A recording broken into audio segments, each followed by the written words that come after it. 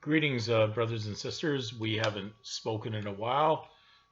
Sorry, been just a little bit busy in research and have not been concentrating on the YouTube, but I thought it was time to, share and do a few updates. But anyways, the subject matter comes around the word blame.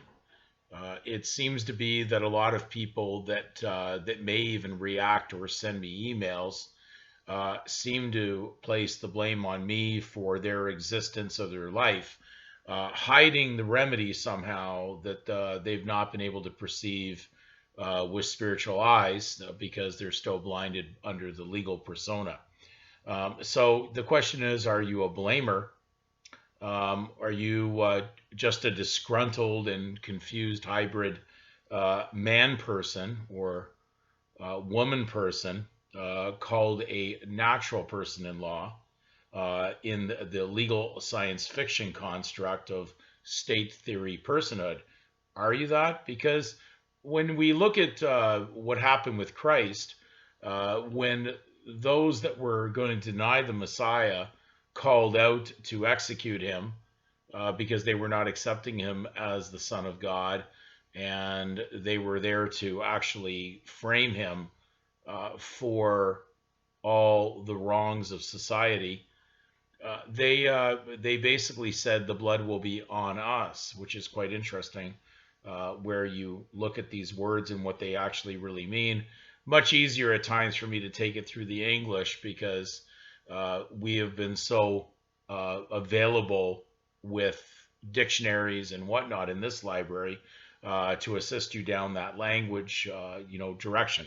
But anyways, we look at the word blame, and blame shows up in this college Webster's dictionary, and we'll just go over it for a second here, just so that we have an understanding. It says blame.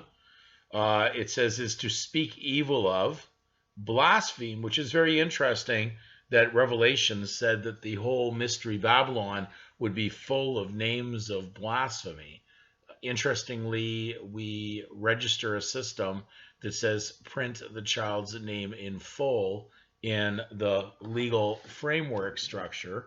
So this is how the framing of legal construct is. It's based on an accusatory system of law based on blaming.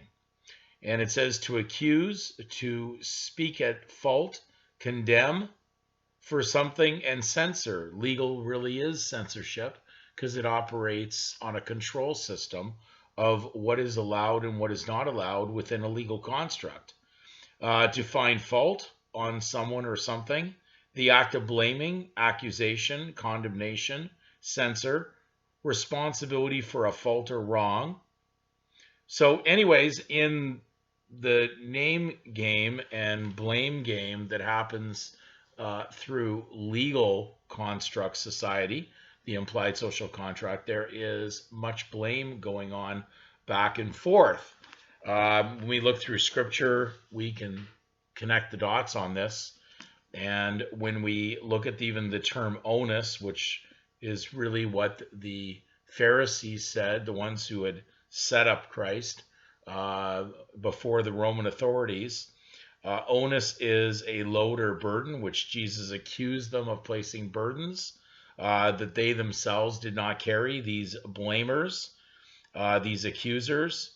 And it says a difficult or unpleasant task, duty, etc., burden, responsibility for a wrong, blame. And then it has, of course, out of Latin, onus probandi, burden of proving, burden of proof.